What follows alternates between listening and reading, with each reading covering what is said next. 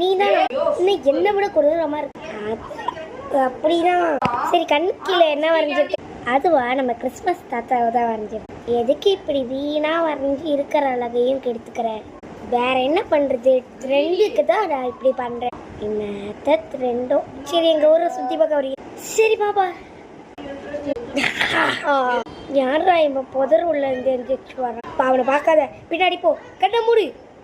என்ன பில்டப் ஓவரா இருக்கு. சரி, பத்தியா ஒட்டான். சரி, அப்ப முதல்ல யாரு அவன்? எங்க ஊர்ல ரொம்ப நாள் வாழ்ந்துட்டு இருக்கான். அவனை பார்த்தான கண்ணை முன்ன எல்லாம் கொண்டுட்டு போயிட்டு இருவான். ஓ, இதான் பண்ணணுமா அவனை பார்த்தா?